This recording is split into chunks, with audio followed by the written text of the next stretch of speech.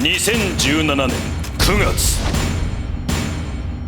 1にバトスピ、2にバトスピ、3子がなくて5にバトスピ。そんなガーディアンたちを見届けるのはハライチ岩井、仮面女子月野モア、桜井由紀、そして声優界一バトスピ愛が強いと言われる男木山茂雄。バトスピエクストリームゲーム。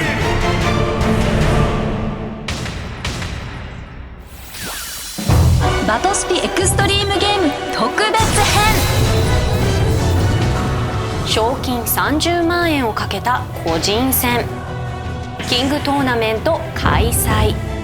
これまで出演したチャレンジャー8名によるチャレンジャーブロック、そして番組が送り込んだガーディアン6名とゲスト声優2名によるガーディアンブロック。それぞれのトーナメントで勝ち上がった2名が激突し、勝利すれば賞金30万円。それがバトスピエクストリームゲームキングトーナメント。前回降臨元カード1枚につき、シンボルを1つ追加するので、はい、では5点です。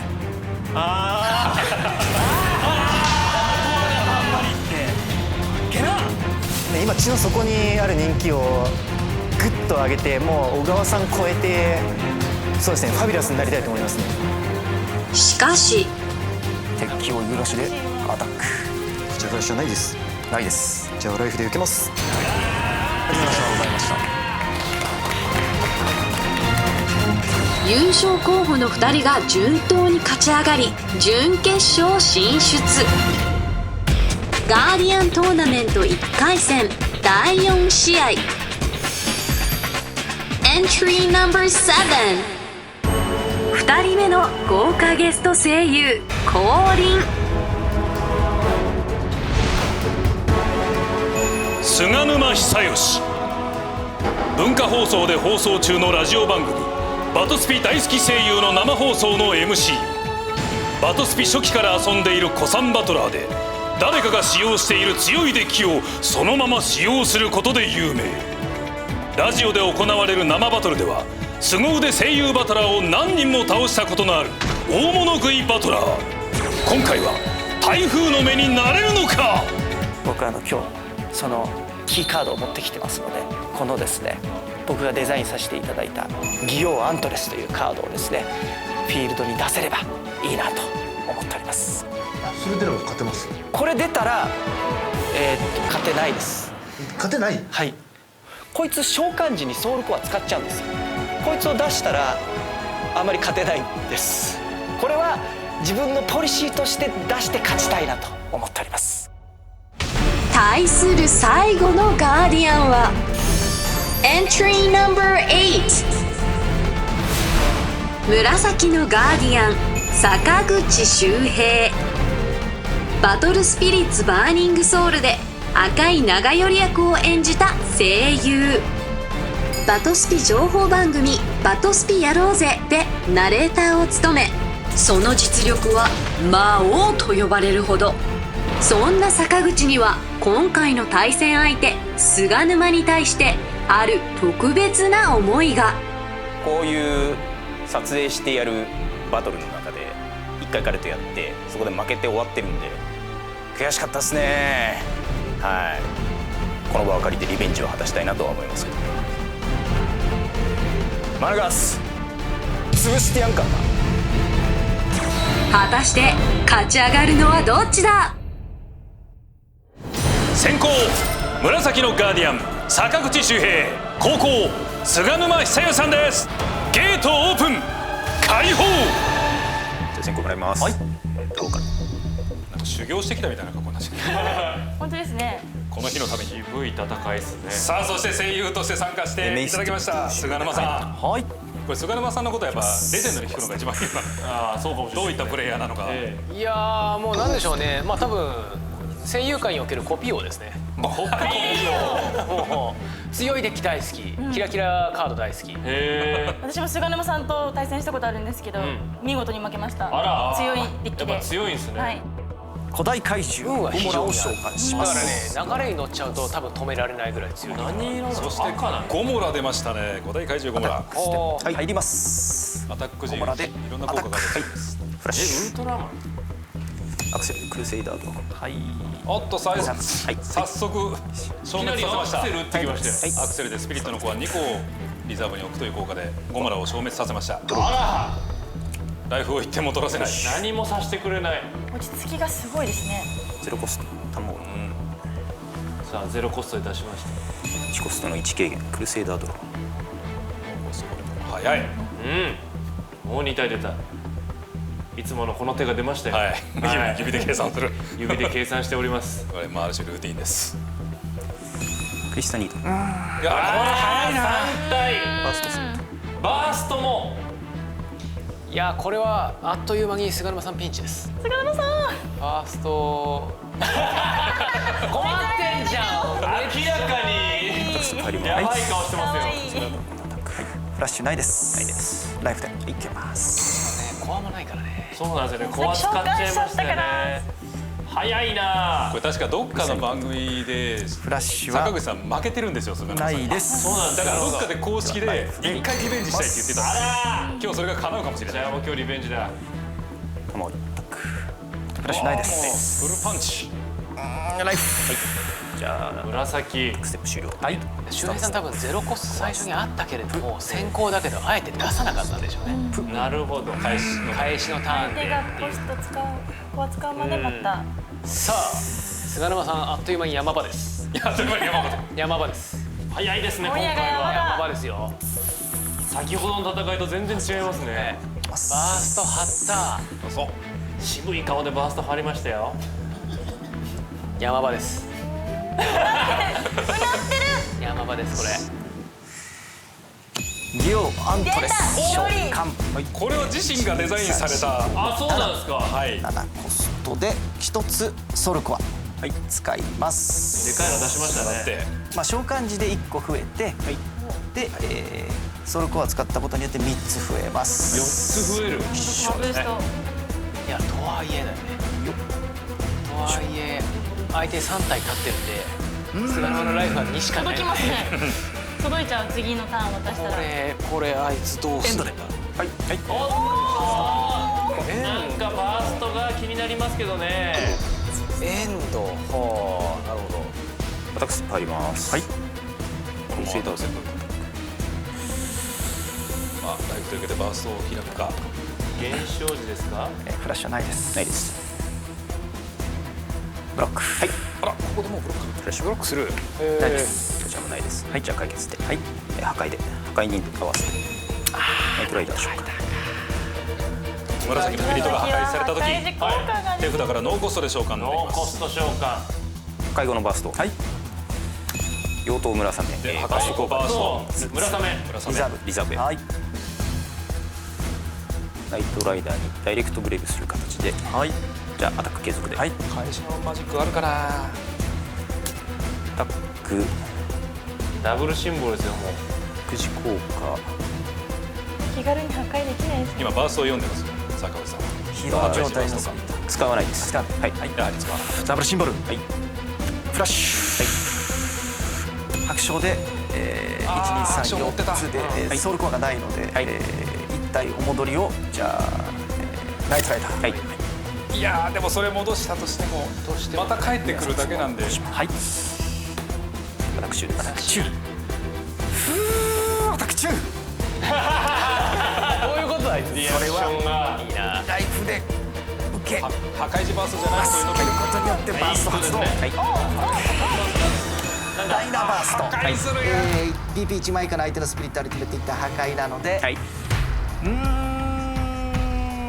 まあどっちでもいいんだけど、じゃあもうこっちしときます。タモリ。タモリ。ということ破壊は。に合わせてまずナイトライダーの召喚の提示をします。はい。で、破壊時効果では。あそっか、ナイトライダーが帰ってきちゃうのか。そう今気づきましたね。今気づきました。いやー、引退しちゃうとね。起きてますよ。じゃあアタック継続です。アタック時効果使います。疲労状態にスピリットを破壊することでブロックされません。されない。バーストこっちもフラッシュはないです。はい、受けます。ありがとうございました。坂口さん早かったですね。いやー、リベンジ達成だよ。放送でねそれが載せれてよかったですね。そうですね。最高ですね。見たことのない笑顔。菅沼さんいかがでしたか。でもキースピ出せたので、アントレスも出せたので、そうですね、はい、ご自分でデザインされた僕がデザインした、はい、そこでソウルコア使ったのも間違いない。ここでソウルコアを使っちゃったのも間違いない。持ってたのに。持ってればね、白鳥でね防げたんですけどね、まあいろいろ失敗しちゃいました。はい。ガーディアンステージ準決勝第1試合、赤のガーディアン新井対青のガーディアン小川。普段味方だったガーディアンが敵になるとこれほど手強い相手はいないなと思います。勝ちます。青のガーディアン、雪村の敵取らせてもらわせ。対するはなぜかヤッキーの話をしだす小川。そうですね、なんか噂だとプレイングミスをして負けたって聞いたんですけど、こんなことですね。ちょっと残念ですね。決勝で待ってるっていう話をしたんですけども、まさか1回戦でいなくなるとは思わなかったですね。残念です。半笑いじゃないですか。ヤッキーに厳しい小川対ガーディアン一熱い男新井。果たして決勝戦に勝ち上がるのは。先攻青のガーディアン小川翔平、後攻赤のガーディアン新井亮平。ゲートオープン開放。それでは先行いただきます。ドローステップ。この2人の戦いはどうなんでしょうね。なんかちょっと因縁めいてますよね。さっメインステッきプ入ります。鉄火伝の雪村を倒した小川君が今度はそれでは年を倒しにかかるという。3コストで負けるわけにはいきませんね。叩きを打つぞと、新井さんは。デッキの一番上から3枚ドローして2枚破棄します。この戦いはなんか一瞬で蹴りがつきそうな感じしてさっきもあっという間に5シンボルできましたね。キャピタルとマンタードロー。ドロー放送をしなきゃいけなかった。バーストをセットしてエンドステップターン終了です。はい、ではスタートステップ、コアステップ、ドローステップ。5コストでフェニックキャノンを召喚します。でブレイブの召喚時効果で自分の手札にある系統イマジンを持つブレイブカードをコスト知らずに召喚するので、エンマジン、エンマジンシンボル召喚時効果のバーストは大丈夫ですか。はい大丈夫です。はい、これでターンエンドです。はい、それではターンいただきます。スタートステップ、しかもコアステップエンマジンが見えちゃってるんで次の段ドローステップ破壊されるぞと。では3コストでマントラドローを使用します。やっぱドロー先ほどと同じ3枚ドローして2枚破棄します。海底国の秘宝と白鳥王兵を破棄します。そしてエンドステップターン終了です。ではスタートステップ、コアステップ、ドローステップ、リフレッシュステップ。かもしれないですね。普段の新井君なら破壊してから考えるとかいうのもとりあえずバースト破壊しとこう。バーストセットします。はい、そして赤の2軽減2コストでアドベントドロー使います。2枚なるほど。引きます。ってことは手札が増えた時のバーストでないと読んだから。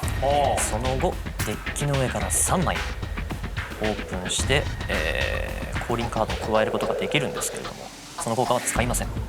使わない。なんで？手札が増えましたがバーストは大丈夫ですか。必要なカードがあるのかもしれない。あ、手札が増えた時のバーストではなかった。おお、確かめた。では2コストでソーラーウィンドドラゴン。強いカードができましアタックステップに入ります。はい。ソーラーウィンドドラゴンでアタック。エンマジンの左ブレイブ時効果で相手のバースト1つを破壊します。はい。ではキャピタルでした。でこのターンの間自分のスピードで BP プラス5000しますので1万4000のアタックです。はい。こちらはフラッシュはありません。こちらもありません。はい。それではその攻撃はライフではい2点いただきます。ではこれでターンエンドです。はい。それではターンいただきます。スタートステップ、コアステップ、ドローステップ。では4コストで進め海賊船ジークフリード号を配置します。手札からコスト6以下の海賊を含むスピリットカードをコストを支払わずに召喚できるので、ホワイトジャックを召喚します。そしてホワイトジャックの召喚時効果を発揮します。手札かトラッシュにあるネクサスを、コストを支払わずに2枚まで配置できます。その後配置したカード1枚につきデッキから1枚ドローします。だからさっき捨ててたんですね。そうなんです。それではこれ疎外カードですね。キャピタルを2枚配置したのでデッキから2枚ドローします。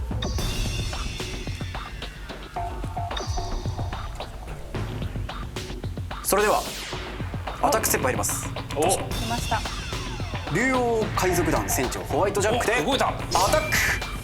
ホワイトジャックの、強襲2のアタック時効果で、ネクサスを1枚起動させることによって強襲ターンに2回まで回復できます。さあフラッシュか。では、フラッシュタイミング。はい。ある。フラッシュ。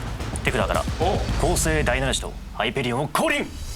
ハイペリオン降臨。払って赤のコスト3以上のスピリットに重ねることができるのでこのソーラーウィンドドラゴンに重ねます。降臨時の効果で BP8000 以下の相手のスピリット全てを破壊し、効果は発揮されない。はい。ホワイトジャックの BP は7000でした。こちらはフラッシュはありません。こちらもありません。はい。それではエンドステップターン終了です。はい。ではスタートステップ、コアステップ、ドローステップ。赤の2軽減1コストでサングレーザーサングレーザーをアタック時1ドローと BP3000 以下の相手スピリット1体そしてコストが3なのでエニマキャノン左側にブレイク。ではアタックステップに入ります。ソウルコアの置かれているハイペリオンでアタックします。相手のネクサス1つを破壊することでこのスピリットは回復するというアタック。ネクサスをいっぱい配置している。そのせいで何回も回復できる。はい。真ん中のキャピタルを破壊して回復しました。ではこちらフラッシュ。はい。白鳥貿易を4コストでやはり使用して、こちらのハイペリオンを手札に戻します。戻ります。はい。ソウルコアを使用したのでこのターン自分のライフは1しか減りません。はい。エンマジンは場に残してハイペリオンとソーラーウィンドドラゴンを手札に戻します。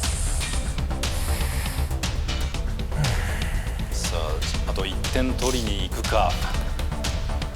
あまりアタックステップを回継復状態で置いとく続して意味はあまりないですからね。サングレーザーでアタックするときにキャピタルの効果で1個ですよね。はい、1個。相手のアタックステップ時なんですが、ソウルコアが置かれていない相手のスピリットアルティメットがアタックするとき相手はリザーブのコア1個をトラッシュに置かなければアタックできないんですよ。はあ。1個払ってアタックします。はい。ですね。で BP3000 以下の相手のスピリット1回破壊と1回ワンドローですね。ワンドローし3000以下破壊。はい。1枚引きます。ワンドローできるっていうのはすごいですね。十分。こちらフラッシュはありません。こちらもフラッシュは、ありません。ではその攻撃はライフで1点ですね。1点。はい。ではこれでターンエンドです。はい。それではターンいただきます。スタートステップ、コアステップ、渡しましたよ。ターンをドローステップ。では3コスト2軽減1コストでラクシマナをアクセルで使用します。はい。デッキからカードを2枚とシンボルもカッ2枚破棄します。ト。この小川君もすごい引き込みが強くて、例えば今の2枚の中に白鳥貿易あったりするんですよ。バトルスキー先生のバトルスキー2枚を破棄します。それでは3コスト1軽減でマジックトレジャードローを使用します。さあオープン。デッキの一番上から3枚オープンして海賊を含むスピリットを手札に加え、ネクサスをコストを支払わずに配置できます。当たるか。あ、強い。ネクサス海賊ね手札に加えられます。3枚目ですね。ああ、これは素晴らしいでですね。は、海賊と名の付いている女川、はい手札に加えて、阿弥陀如来像を配置。ダブルシンボルストロングドローは破棄されます。そして配置時効果でコアそしてコア1阿弥陀個。如来像の配置時効果でボイドからコア1個をネクサスに置きます。そしてネクサスも順調に並べ始め1コストで再び楽します。アクセルラッシュマンシュを使用します。デッキからカードを2枚ドローしてさあ、必要なカードどんどん2枚破棄します。あ、それを破棄しなければならなかったのか。結構カツカツですよこれは。あれ捨てなきゃいけないんですから。パンパンですね。女川あ、今手にします。はい盤面的にはバーストもある分やっぱり新井さんの方が有利ですね。何のバーストなんでしょうね。赤ですからね、ライフ現象か破壊時バーストがほぼだと思います。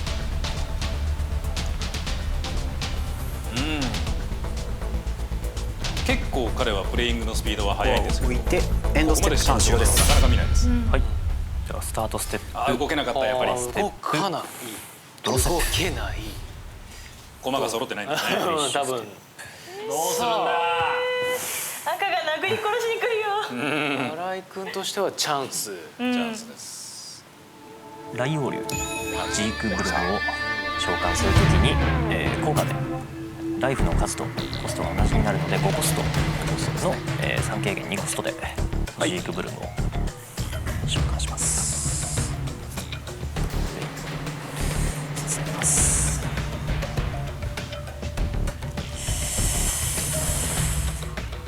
1コスト並べますね。ソーラーウィンドドラゴン召喚します。はい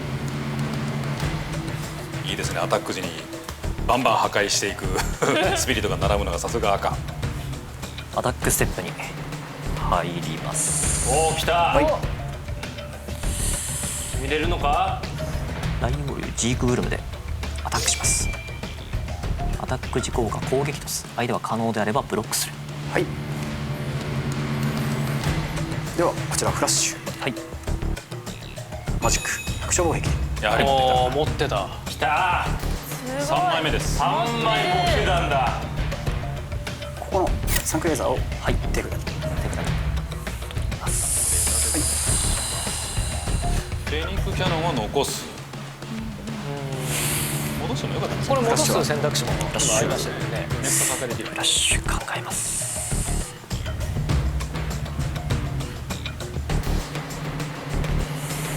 降臨だとソウルコアがトラッシュに行っちゃうので降臨で手が難しくなる。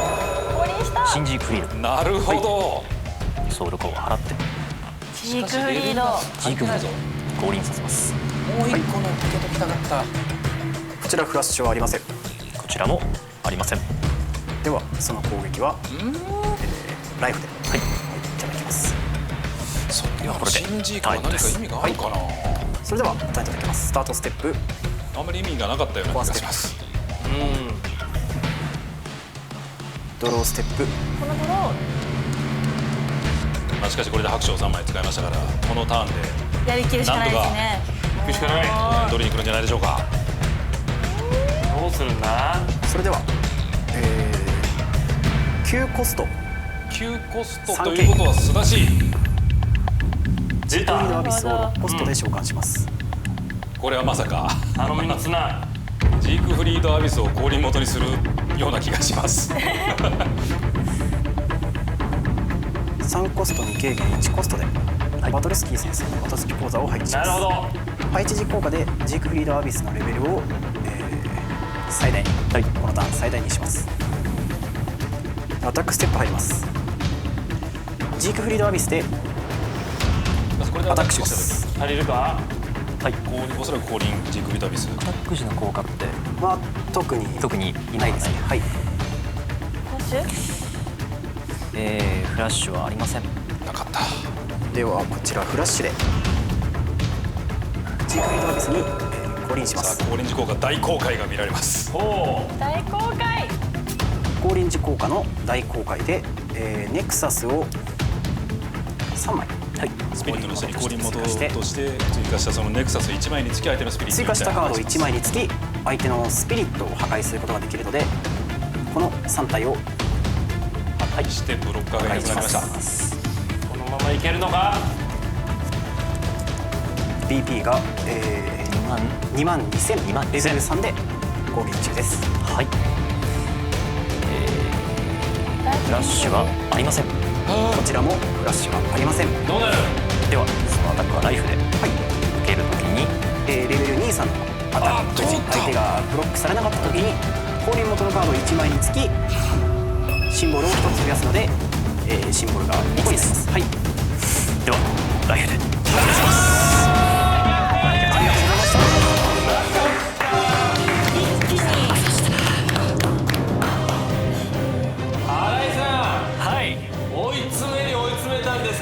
そうですね、途中ちょっといけるかと思ったんですけど、白鳥防壁を2回やられてしまった時に、あ、届かないかなって思いました。さあそして小川さんやはり強い。お疲れ様でした。ありがとうございます。今の戦いはいかがでしたか。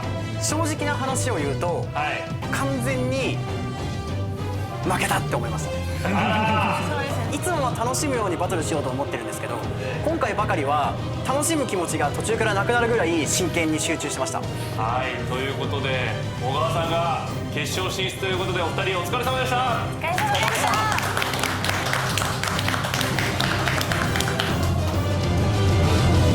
た。青のガーディアン小川、ガーディアントーナメント決勝戦進出。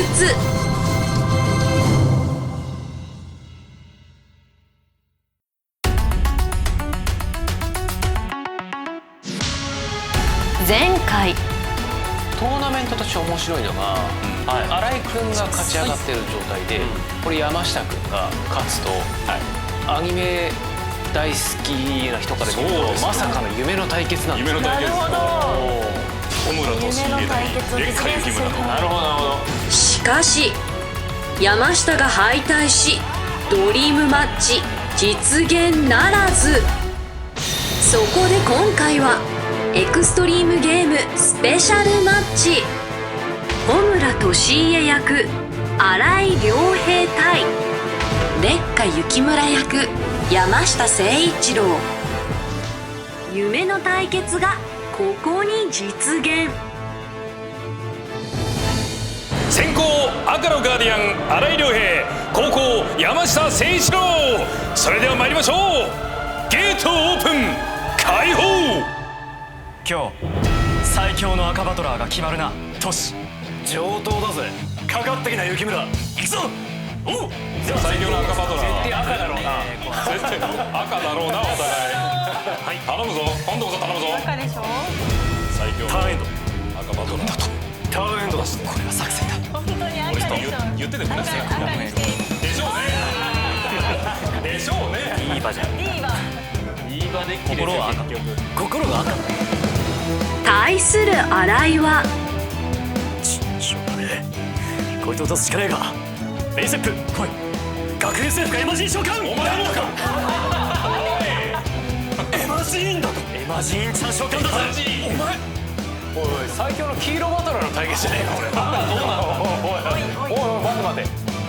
さらに俺はこいつを使うためにこのデッキを組んだんだ。召喚来た。さあ出てこい。俺の千里タイガー。アニメの2話を見てるようだ。アニメで穂村俊恵が戦国タイガーというキースピリットを使ってたんですが、その女の子バージョンが彼女です。ローズベリー。ローズベリーが召喚時効果で破壊しました。バトルするまでもねえってことよ。だとセリフはかっこいい。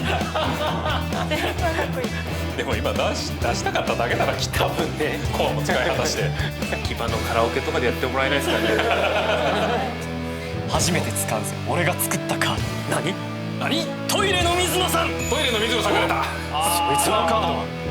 お互いの好きなカードの見せ合いっこになりましたね。そうですね。その後も赤バトラーの熱き戦いは続きラッシュありますか？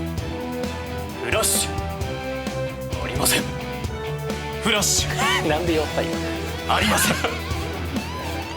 ライフで受ける。トシ、最強の赤バトナーは俺だ。クソ負けたぜ。ありがとうございました。ありがとうございました。一応ね番組でやってますんで、二度とこういうことしないでもらってもいいですか？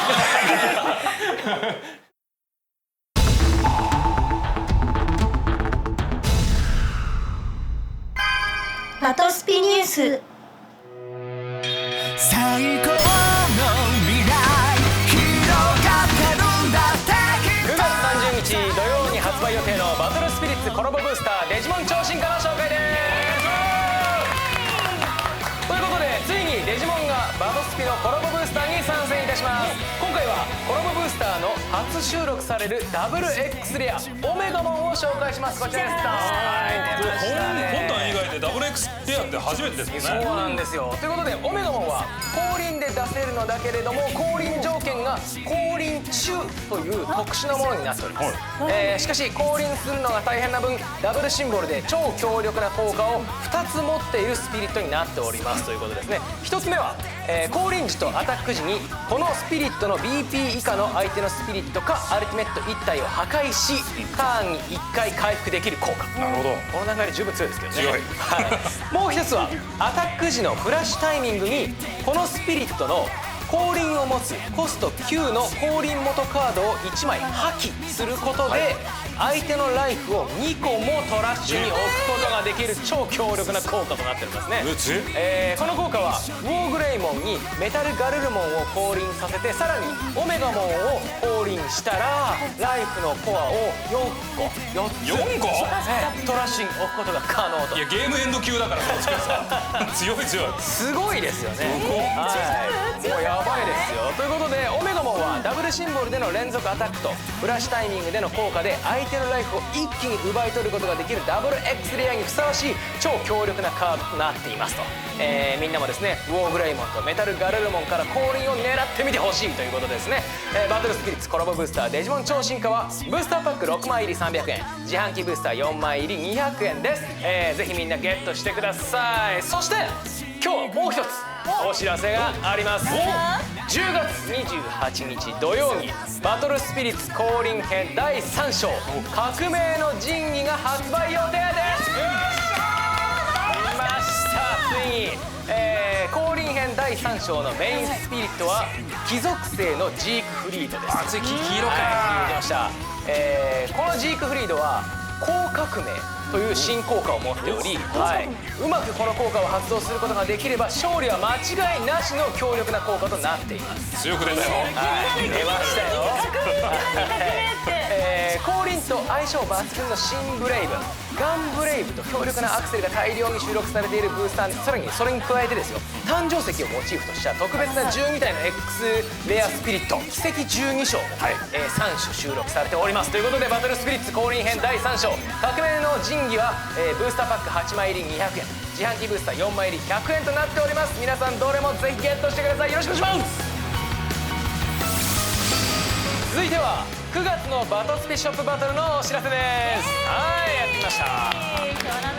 8月23日放送回のエクストリームゲームでチーム畳職人カツオがガーディアン戦で2勝したので通常の参加記念品カードに加えてもう1枚特別な参加記念品がもらえますということでそれがこのカードです。ドン！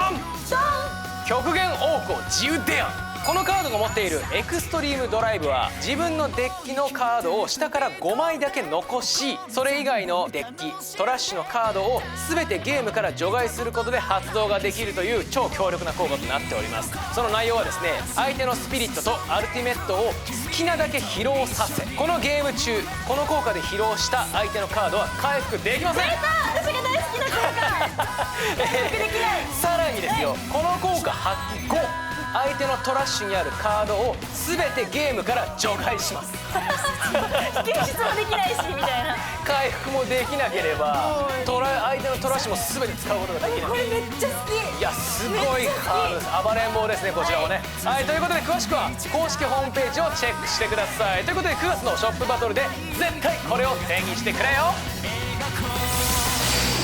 さあ皆さん、9月30日発売予定の最新ブースター世界最速の開封式やっちゃいたいと思います。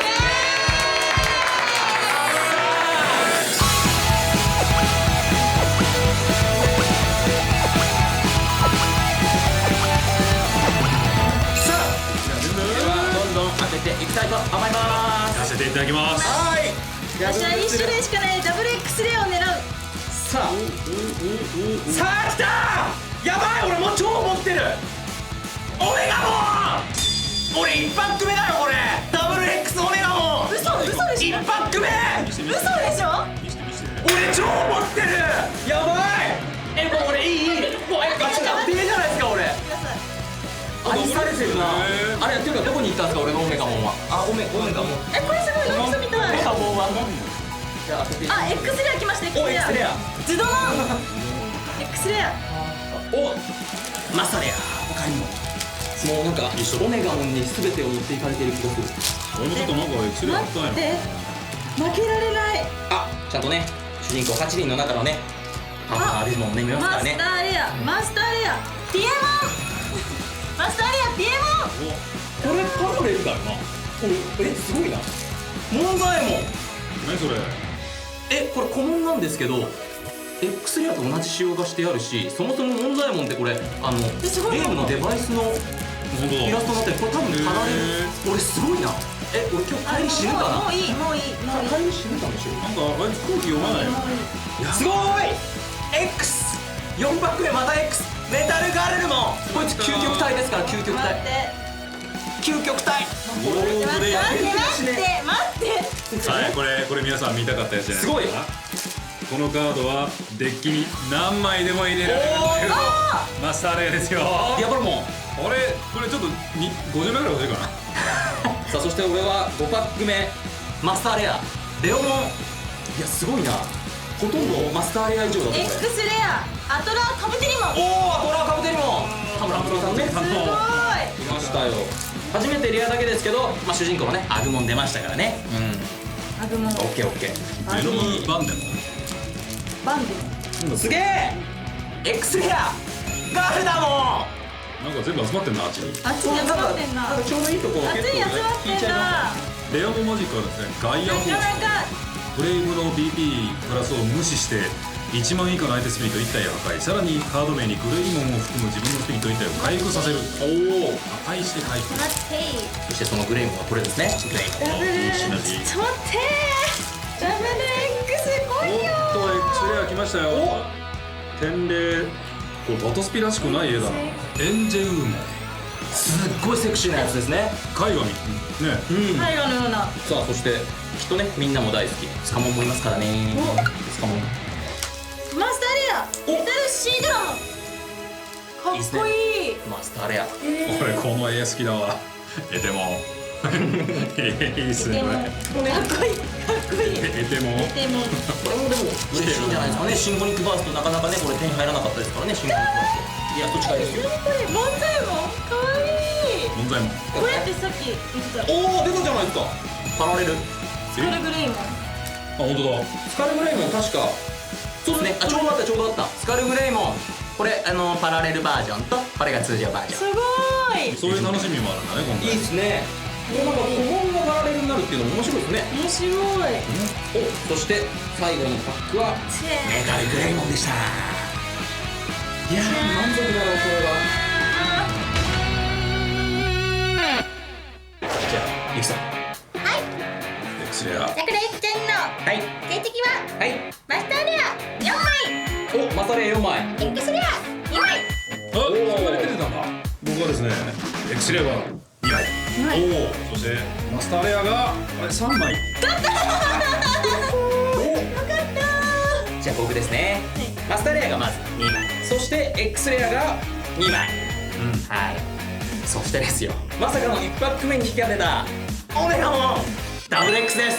だから3枚ですかね、X レア以上が。やっぱダブル X に全部持ってかれたなって感じがするね。そうですね、なかなかやっぱ出ないからね。そうですね、僕もちょっとびっくりして、ちょっと収録というのを完全に忘れたテンションになってしまいましたけどもね、オメガもはいこちらね、ぜひ皆さんゲットしてみんなもデジモンデッキ作ってください。次回確率ですか。まあ優勝するんで 100% ということになりますね。優勝候補白のガーディアンシュクリ対するは大したことねえだろとか言われてもいますけど、この人たち強いかもって思わせられるように戦おうと思います。シュクリを倒し実力を知らしめたい坂口。ナンバー20トリプルビル調べの召喚ゴーダのマグラマイさんの召喚。果たして勝つのはどっちだ。